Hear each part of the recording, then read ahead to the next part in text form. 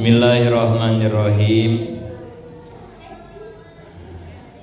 Di Hari Raya Idul Fitri kemarin ada satu ucapan yang sudah masyhur, maklum, kita ucapkan bersama-sama, kalimat minal aidin wal faizin.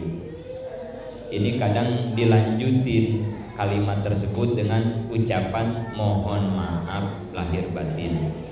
Padahal itu kalimat-kalimat doa sebetulnya ya. Lengkapnya Allahumma ja'alna minal aidin wal faizin. Itu lengkap doanya seperti itu.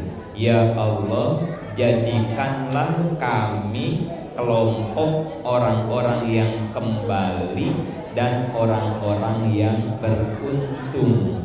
Jadi dua doanya ya. Satu aidin kembali, yang kedua faizin beruntung. Kemudian pertanyaannya, emang kita pengen dikembalikan kemana gitu ya? Aidin kan kembali, emang pengen dikembalikan kemana? Kan di satu hadis dikatakan orang yang setelah melaksanakan ibadah puasa dengan iman, dengan ikhlas, maka nanti keluar dari bulan Ramadan seperti dia baru dilahirkan oleh ibunya, begitu ya. Orang yang keluar dari bulan Ramadan masuk Idul Fitri, masuk bulan Syawal, maka dia seperti bayi yang baru dilahirkan oleh ibunya. Yang kita pahami kira-kira ini agak ramai juga ini.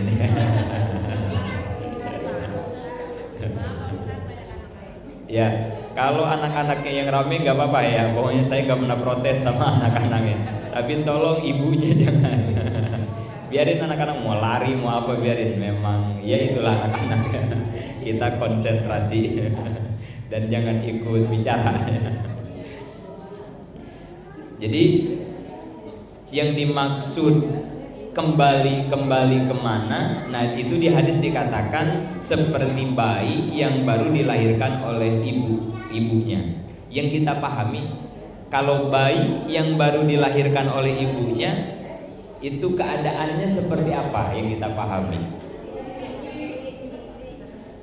Bersih. Ada dua ya. Satu, bayi yang baru dilahirkan itu keadaannya tidak punya dosa. Itu yang pertama, pasti itu ya. Bayi yang baru dilahirkan tidak bakal punya dosa. Ya, kapan dia ngomongin orang di perut? Nggak ada ya. Pokoknya dia lahir pasti bayi nggak punya dosa. Nah, kita keluar dari Ramadan, kita pengen seperti itu, kembali kepada kebersihan. Awalnya kita kan memang tidak ada dosa dilahirkan, maka pengen seperti itu. Maka itu Ramadan, bahasa Arab ya, Ramadan itu ya. Itu teh artinya membakar. Ramadan itu ya, artinya itu membakar. Yang dibakar di situ salah satunya adalah dosa-dosa kita. Maka itu dikatakan Ramadan menjadi pintu taubat tahunan. Nah itu ya. Jadi pintu taubat tahunan itu disebutnya bulan puasa Ramadan. Itu teh pintu taubat, pintu untuk membersihkan dosa-dosa kita, dibakar di bulan Ramadan kan itu ya, dibakar. Keluar Ramadan tuh mudah-mudahan semua sudah dibersihkan dari dosa-dosa. Kan pintu untuk membersihkan dosa kan beda-beda ya. Ada yang harian ya. Kalau yang harian itu pintunya apa? Sholat ya, yang harian mah ya.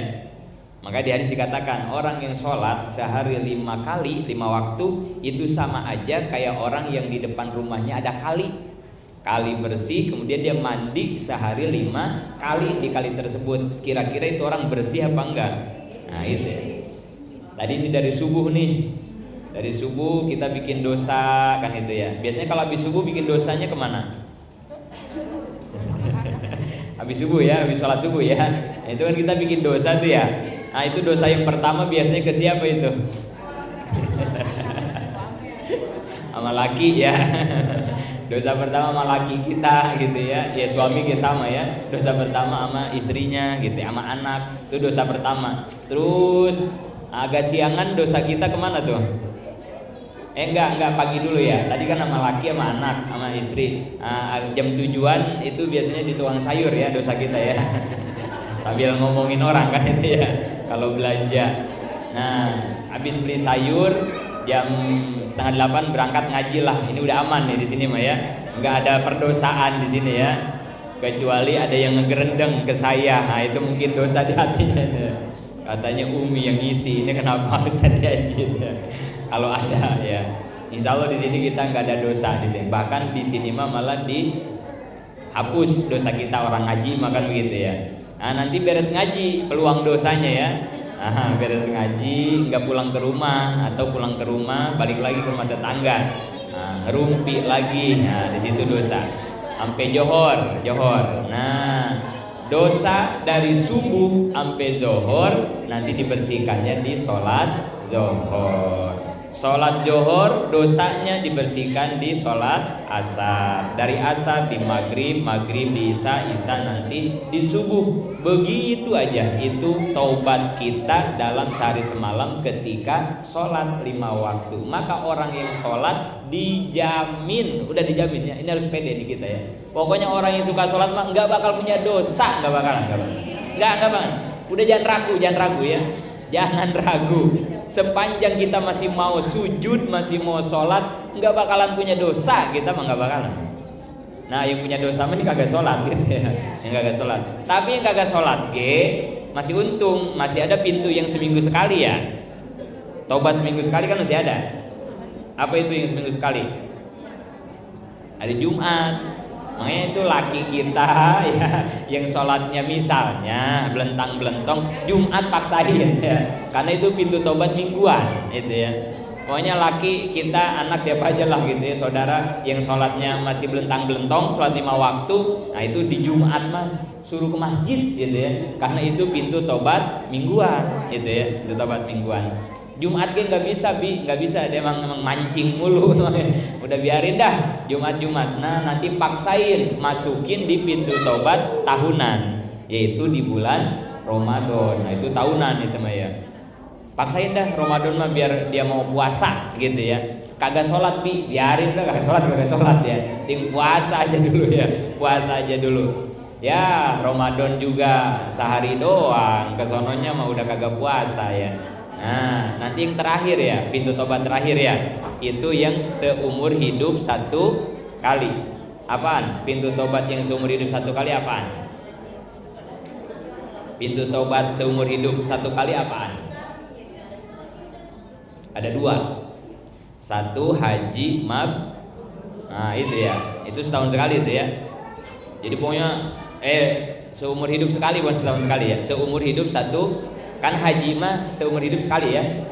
Kalau misalnya kita punya dosa sebanyak apapun kemudian kita haji dan kebetulan haji kita mabrur, nah, maka sudah itu dosa seumur hidup sama Allah diampuni semuanya.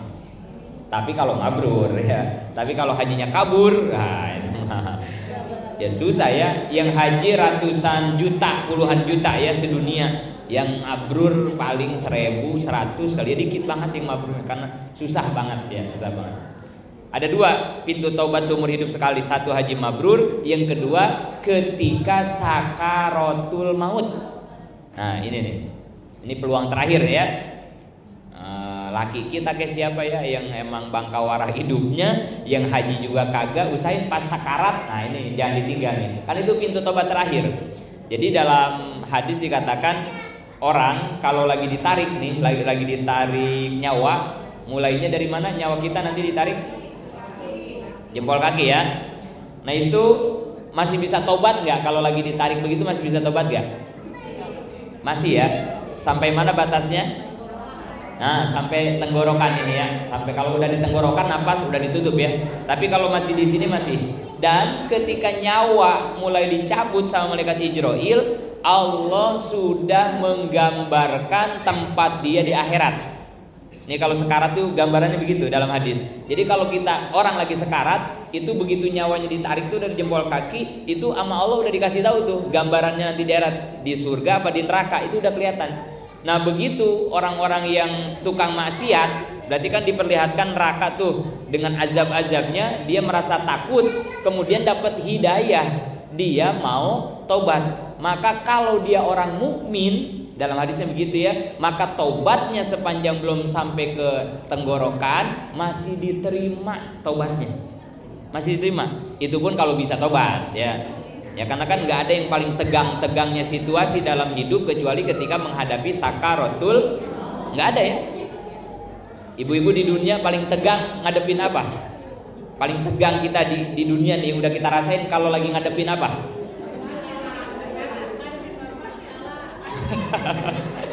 Ngadepin bapaknya, Bu.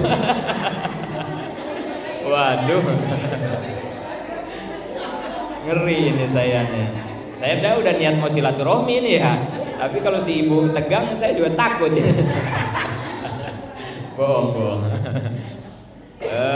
Ngadepin leasing dah ya.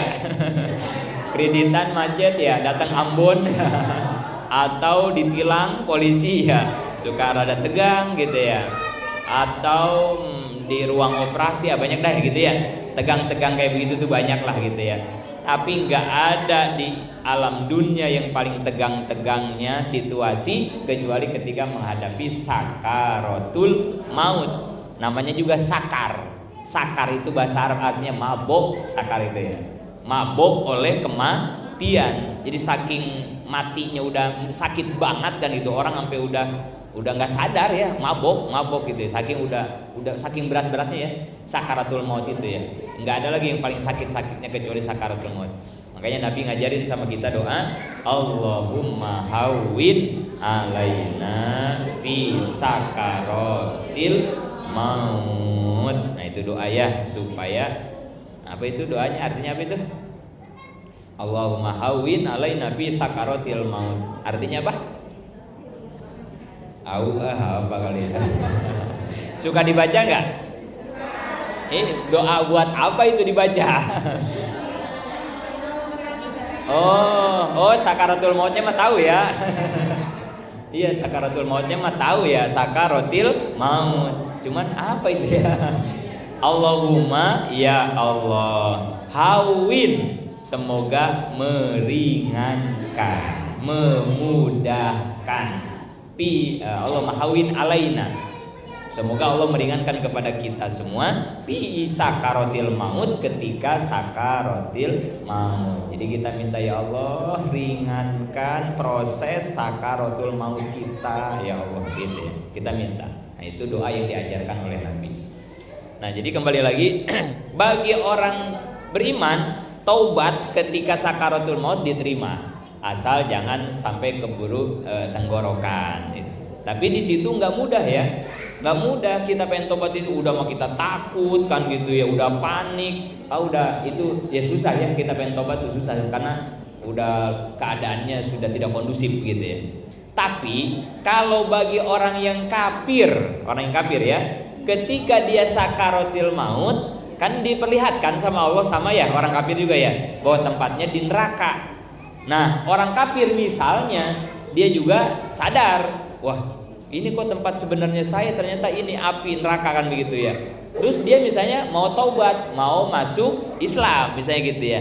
Nah bagi orang kafir mah di dalam hadis dikatakan tidak diterima, nggak bisa walaupun belum nyampe tenggorokan gitu ya. Nah ini bedanya taubat orang mukmin yang durhaka dengan orang kafir asli ketika sakaratil maut gitu ya. Dan itu adalah peluang taubat seumur hidup yang kedua setelah haji mabrur gitu ya.